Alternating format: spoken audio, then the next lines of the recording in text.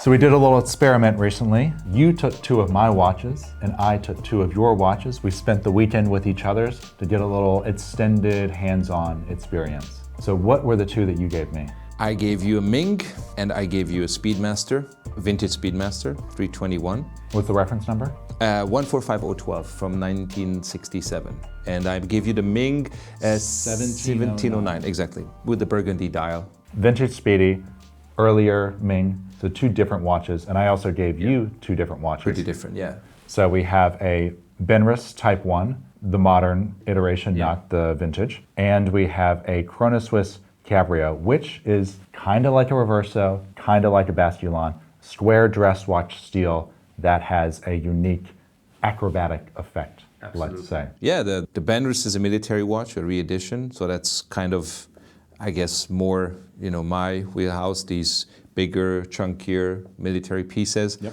But also the Chronoswiss, for its shape, it's quite a large watch, I think. Quite a thick watch. I guess it's a perfect, or we will see if it's a perfect dress watch for the 21st century. It's not slim and thin like, let's say, a Cartier, but it's every bit of a dress watch with a cool feature indeed. And the 2 that I got from you, one is not really my wheelhouse. Love the Speedy, but it's not something I typically gravitate towards. And then the Ming is much more simple, thin, time-only kind of thing.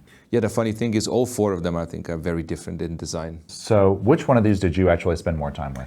So I split my weekend between the Chronoswiss and the Benrus. On Saturday, I wore the Chronoswiss, and Sunday I wore the Benrus. I was out and about, let's just say, on Saturday with the Chronoswiss. I'm not really a dress watch person, but I wore this one the whole Saturday, and yeah, it was super comfortable. I cannot say anything negative. I have to say I didn't do the magic trick with it, because I just didn't want to mess with it or anything. I just wore it as it is. But that's the whole point of the watch. Yeah. I mean, I could do it and flip it over and see how there we go. But I just, I thought, I wound it, wore it as it was. Sometimes I took it, off and just admired the movements. Super tiny but cute movement. It's beautiful movement on the back. With the display. But yeah, I just wore the watch and I have to say I really like it. I love the fact that it's, as I said, it's a taller case. Okay, so I feel the same way. When you actually measure it, it's maybe 9 millimeters thick, but it wears much thicker, I think, because it's evenly thick all the way across. So the lugs are like also thicker than they are on a Speedmaster, for example. Probably. It doesn't look big, it doesn't feel big. It just looks a bit thick, obviously, with the design, with the case design, how the case kind of sits slower than, or the frame, I should say, sits lower than the case itself, and then you can just flip it. So I spent my Saturday with it.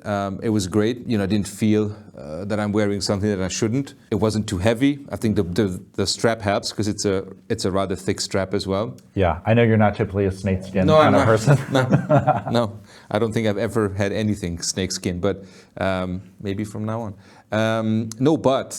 Because these watches usually come on like a much thinner profile, kind of tapered strap. Actually, this one came on a very puffy, bright blue, like cerulean blue strap. Yes. Which was the original strap. And this is also a screwed lug, so it took like 2 hours to change because you need 2 tools to get into tiny little screws. You need to stabilize the watch, and then like a nuclear key, kind of turn the tools at the same time. This watch is the opposite of a quick release, and the strap is never going to leave this watch. Yeah, it's an interesting choice, I would say, but it matches the watch. And so because the strap is thicker and it's not a tapered strap, I think it just felt better on the wrist. Yeah. So I absolutely loved it. I cannot say anything negative. It's, as I said, maybe not necessarily my style, but if I was in the market for a square watch, I would much rather go for something like this than let's say a smaller Cartier. I know Cartier does bigger tongs, for example. Yeah, but did this push you closer towards a Reverso or a Basculin or a tank in general? Good question. No. No? No. I wore a Basculante last year, much slimmer, much thinner, the big one. Definitely. Hand wound as well. That I really like. I think it's a beautiful watch. I love to look at it. It's like, sometimes when you see a sneaker and it's like, oh, these are cool sneakers on a shelf. They look perfect. Yeah. But on feet, may not be the best. And I think that's how I feel about the Basculante as well. Like, it's a beautiful watch. I like to look at it, but when I put it on, it doesn't really do much. Reverso, absolutely not. I like the Reverso, I like the idea, but on me, it just does. I don't feel it. It just doesn't look good. I'm used to different watches. Maybe I'm used to round watches. Maybe it's too dressy for me. I'm not sure. But again, this, like the Chronoswiss, is a cool model. So cool brand, cool model. I like this one. It's probably I should say maybe the rarest of them all, because they didn't produce as many as. There's a handful of these on Chrono 24, surprisingly. But not as many as Reversos and Basculantes. Oh, for sure, yeah. I mean, Chronoswiss, their production run is pretty small for anything that they do, and they didn't make this for more than a couple of years, I believe. So I believe so. Yeah, you really won't see too many of these around. No, it was a cool experiment, and I liked it. But I think I'll stick with my round watches. So I'll talk a little bit about the dress watch that I got from you before we get to the sports stuff, the Benrus, and of course the Speedy, because I have a lot of thoughts on the Speedmaster as someone who's flirted with it for a long time. The Ming fell in love with it immediately. It's simple, it's absolutely clear. It feels like it was designed by one person instead of a team. Probably. Yeah, there's a lot of clarity in the design, and it felt like a breath of fresh air every time I looked at it. Did you miss the second hand? Because that's what everybody say. Oh, there's no. That is my biggest complaint about the watch. Is I'm fine with the two-hander, but with a closed case back in a two-hander, you aren't ever really sure if it's running. You just kind of got to give it 10 minutes and see. So there are other Mings with display case backs. They really only do two-handers for the most part. But with an open case back, you can at least see if the movement is running or not. With this, you just kind of had to. I mean, it's a new watch. I know it's not. It's in good repair. It's not breaking down or anything. So I knew it was running, but it was still, you still had to kind of trust and wait and see. I hear you. The case is super comfortable. It's got a nice slightly curved profile. The blade lugs wrap around the wrist really well. I took it off of the leather strap and put it on a mesh because I like kind of a metal on metal look, and it felt a little more futuristic. The Mania is something that it's a brand I've been flirting with for a while. We talked about it quite a bit. And it definitely pushed me further towards actually getting one. I wouldn't do the 1709 specifically, although it was cool to see Ming design principles in process. So you obviously have a very specific look to it, but once you get more detailed, there's, for example, there's the burgundy dial. But in most lights, it actually looks closer to black, I would say. It really has to be direct sun to really bring out the burgundy. Whereas the blue is very blue. Yes. And the nice thing about the burgundy with the guilloche and that it reads more black is that it feels more like a black velvet a lot of times. You can tell there's a little bit of color to it, but it's not red. You can tell there's a little bit of texture to it with the guilloche, but it's not like a white guilloche where you have a lot of high contrast between the highlights and the shadows. So it was multi-dimensional in that aspect. And as you do a wrist roll, it kind of goes from red to black and then has this visual grip to it the whole time. Totally, and then they also have layers, right? You have the dial at the bottom and you have the crystal on top. You have the minute scale basically at the bottom of the crystal, so you have this 3D effect. And as you turn it, you can you can see the depth and see and angles on those specific layers as well. So it's deceptively simple, which I like. It's a very different design, and I think even if you don't like this specific model, if you want to get into Ming or just or want to see how Ming on your wrist feels, then the 1709 is a pretty cost-effective option because it's around 2,000, maybe $2,000, euros, whatever, a couple hundred here or there. If you're lucky, you can get it for 1.8. If you want the full set, maybe a bit more expensive. But around 2,000, you can get a fairly good understanding of what Ming is, as you said, the design language, because it doesn't matter if you look at this model or maybe a 5, 10, 20,000 euro Ming. The case shape, the case design, the lugs, they're pretty much the same. Yes, the dial very same. consistent. Yes. So then, if you want to, graduate from Ming and move on to the next one, then you can definitely do that. And because this is an early model, there's always going to be a market for that. As time goes on. So I'm happy you liked it. And one thing I was interested in is I'm typically more of a classic dresser. Button-down shirts, polo shirts. I went to see a friend in Zurich for the weekend. I was wearing very Ralph Lauren kind of stuff, a Barber jacket with a polo shirt or a rugby shirt. So it's, you know, like pretty Yeah, like of course. preppy American Yeah. kind of stuff, let's say. And the Ming is like very futuristic. I mean, True. on the plane ride over here, I watched Blade Runner 2049, the Nice. re-edition. Ryan Gosling. Yes, which is Charlie Budapest. very in line with True. the Ming aesthetic, let's say. But at the same time, the watch didn't feel out of place because it's so simplistic.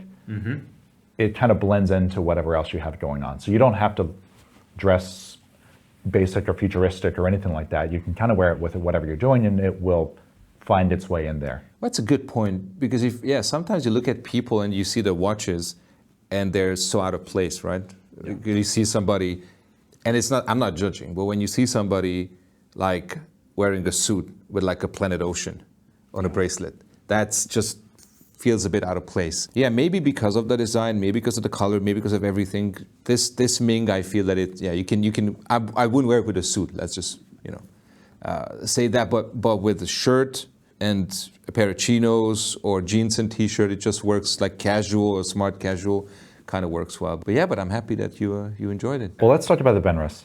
Yeah, so the Benrus is a different story, right? Because as I said, it's like a re-edition of a military piece. Yeah. Absolutely nothing on the dial other than the indexes. Super sterile dial, no brand name, no depth rating, Nope. no movement information. Nope. Asymmetric case design, which I really like about military pieces, especially from this era. Also, the Royal Navy chronographs and stuff, the British Royal Navy chronographs. Yep. CWC kind of stuff. CWC, exactly, Hamilton, that kind of thing. This is as fun as it gets, because it's a military edition, which means it's not, but then you have the inscriptions on the back. Right? Yeah, and you can find the vintage ones now. When I bought this, the vintage ones were all the rage, and so they were like $10,000, and then now they're much more down to earth. Yeah.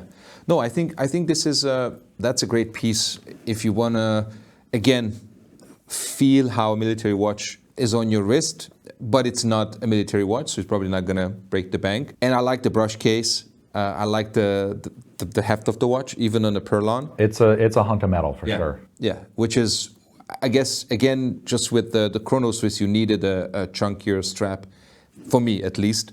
Here you needed to have a Perlon, because if you put it on and of course it never came on a bracelet, but you put it on like a Milanese bracelet, or you put it on something else, probably it's just too much. But on a Perlon, on a light Perlon, especially on a green Perlon, a grayish green Perlon.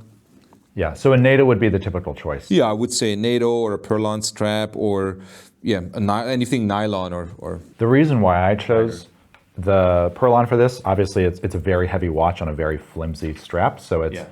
But the reason why I chose the Perlon is I wanted to get it pretty tight on the wrist, because otherwise, like if you have a NATO and you're between holes, it's gonna slosh around. You're gonna have a lot of watch just really moving around on the wrist. So with this, I can get it nice and like really sit it down on my wrist, because it's a hunk of metal. This is as big of a watch as I can pull off comfortably, and so I need it to stay put. Yes. I mean, this is a big case, but it's a huge dial, not much on the dial, just a big black dial with large indexes, as a military watch should be, right? It doesn't matter what brand it is.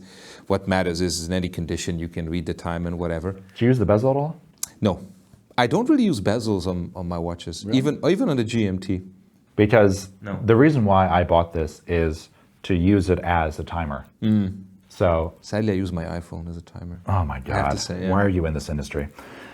The nice thing about this watch, and this is a good travel watch for me, being abroad now, is you can use it as a typical kind of dive timer, or you can use it as a GMT. So this is my airport watch. I'm going through. I'm curious to see how long it takes to get through security, for example. And then when I land I can set it to 6 hours as a GMT to kind of do New York and Europe at the same time. Yeah. No, it's. I mean, obviously there's a bezel on it for a reason, and a lot of people do use it, and that's cool.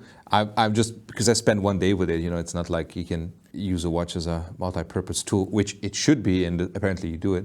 Yeah, I'm more of a dress watch person, so when it comes to tool watches, I really wanted something that One, didn't cost too much money because I might not wear it that much, and also something that could kind of do it all. Be a diver, be a field watch. What's the price of this, the re-editions? On the secondary market on Chrono24, I want to say they're much less than 2,000. Okay. I mean, I bought it for 1,800 at retail, and they've gone down since then. So it's still, it's still a bit of money. It's not like a 300 euro watch. For sure, for sure. But between this and a Seiko diver, it's really not that unreasonable. No, the price is fine. The watch, feels very, very nicely made, very sturdy, very heavy. Yeah. Not very heavy, but as I said, there's some heft to it. So it feels like definitely heavier than a Speedmaster. Oh yeah, absolutely. It feels like you have a nice timepiece on your wrist. Yeah, 300 meters of water resistance, so there's a lot of more than enough metal involved in that. Yeah, more than enough. But yeah, I want to compare this to, because these are, at least on paper, dimensions-wise, pretty similar watches, I gotta say. So this is, I think, 47.5 lug to lug, and this is also about 47.5 lug to lug. Round, yes. Yeah. The weight is obviously different. This is an automatic diver with a lot of water resistance, so you have extra parts involved in that. And with the automatic rotor, of course, this is a manual wound chronograph. And even with the chronograph, there's not that much extra weight. So in the hand right now, it's a noticeable difference, I gotta say, even with the bracelet. Yeah. If they were both on Perlon straps, it would be even more noticeable. Absolutely. But the reason why I wanted to really go hands-on with this was kind of a try before you buy scenario. I have 100 photos on my phone of me spending 30 seconds with the Speedmaster, putting it on the wrist, taking a photo, giving it back to whoever it belongs to, you included. And this was the first time I've really got to go hands-on for an extended period of time, for multiple days, with the Speedmaster. I was also hanging out with a friend over in Zurich when I was visiting him. He has the current edition 3861 Speedmaster. Which one? Hasselite or the Sapphire? He went with the Sapphire Sandwich. Okay. So it was great to see vintage versus modern, Hasselite versus Sapphire Sandwich. Yeah. And they're pretty close, I gotta say. In a lot of details, they're pretty close. Obviously, the material's a little bit different. This has the nice aged tritium lume. Yeah. The crystal is different. The case back is different. The minute track is also a little bit different. But a lot of the things, like the depth in the dial, is very similar. Also, the pusher action was a little bit different between the 3861 and the 321, right? Yeah. So keep in mind that the 861 was the next generation after the 321. Then came the 1861, and then came the 3861. So now that's the fourth generation. So it's the great grandfather, if you will, of the 3861. The 3861 hand wound, just like the 321, but that's a chronometer certified movement. This one's not, obviously. Everything is based on the Lemania. Lemania is a movement manufacturer that produce movements for Patek, as well as, or let's just say, Lemania movements were used by brands like Patek, as well as Omega, as well as Tissot and many others. But yeah, it's obviously the when the Speedmaster came to the market in 1957, it came with a 321 caliber, and they kept the 321 until like 1968, 69. That was a transitional period when they moved from 321 to 861. Eventually moved from the applied logo, which I'm guessing the Sapphire has, to a print logo, and so on, and many, many things were changed. So the 321, I would say, is probably the closest to the 3861 is the closest to the 321. Yes, intentionally. Intentionally in design, not only on the watch itself, but also on the bracelet. It's a nice tapered bullet. Does he have it on the bracelet? He was wearing it on a NATO strap, which affects the way it fits, which I want to talk about in a sec. Yeah, so it comes on or you can have it on a strap, or on a bracelet, which is like a bullet style tapered bracelet. It's probably the best bracelet you could have for a Speedmaster, for a modern Speedmaster. Yeah, and some people don't always love the Speedmaster bracelet throughout the years. Especially the older ones, absolutely. Yeah, absolutely. And I'm one of those. So you can see that this is on a bracelet, but it's not on its original bracelet. It's on a Forstner bracelet, because the original one is just... Yeah, which is a great option. Yeah, it looks like the 1039, which is super. And I love the look of a flat link bracelet, just the way it catches the light. It's also pretty comfortable. Yeah, it also has the expandable links. The links are links. smaller, so it wraps around the wrist pretty well. Yeah. That said, the Speedmaster wears differently on a bracelet versus a NATO strap. especially if it's like just, cutting it close as far as whether or not you can pull it off size-wise. So my wrist, for example, is 16.25 centimeters, about 6.25 inches, and I have probably 49 millimeters bone to bone. So mine is 7.5 inches and about 19 centimeters, so obviously larger than yours. And Yeah, different. And those numbers, make a difference. For absolutely. Sure. So I would say, one of the most important things as you're measuring your wrist is not just the distance around, but I would say a bone-to-bone measurement as well. How flat it is. And because it could be a round wrist, it could be a flat wrist. And so that also can affect it. So I have probably 49 millimeters just of real estate to work with. And so 48. Something that's like 48, it takes up my entire wrist, let's say. And especially once you turn it at an angle, the lugs at least look like they're overhanging. Or if the bracelet is a little bit loose, the strap is a little bit loose, it's gonna slosh around, it's gonna look a little out of place. So it was always something where technically it fits within the bounds of my wrist. But as I was wearing this for hours on end, days on end, it really kind of drove it home that as special as this watch is, as important as this watch is, as beautiful and versatile as this watch is, it's just a little bit too big for me. Yeah. So you have two options, right? If you don't want to go with the classic Speedy, you can either go with the reduced, which is, I'm guessing, around 30, 40, 39, I'm not sure.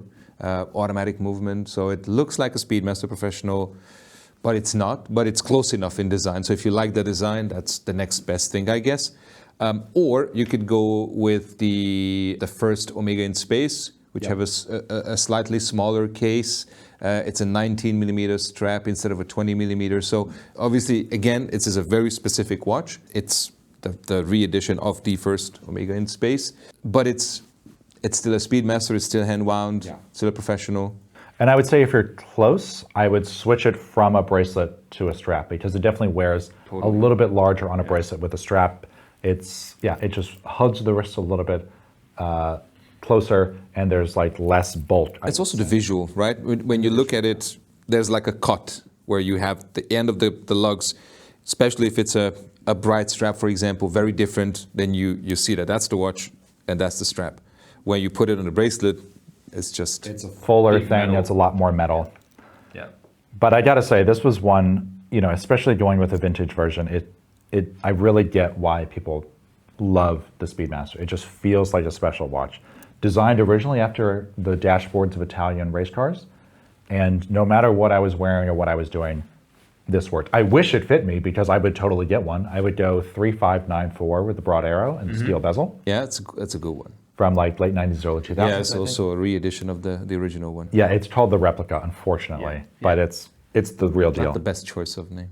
But this, especially with the patina and with the 3-2-1 movement, I mean, the design details are really underrated. No one talks about how pretty this watch is, and just how handsome it is.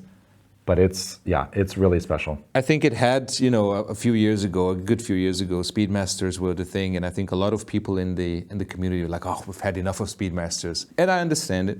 I hear you. And the community has since moved on. On the other hand, a watch does not become an overnight sensation for no reason. Yeah. So that's that. That's enough to say about the Speedmaster, I think. So you loved it, but you wouldn't have it. Yeah, it's just an anatomical limitation, I would say. It's like 1-1. I'd love this one, but I would have this one. You would have the Ming, but not the Speedy. Yeah, exactly. It definitely pushed me closer to getting a Ming. It was just very comfortable. I never got tired of it. With this, I really want it to work. It doesn't. But it doesn't. It doesn't, yeah. Well, we can't have them all. There we go. This was a fun experiment. I think, next time you're in New York, I'll pit 2 different watches.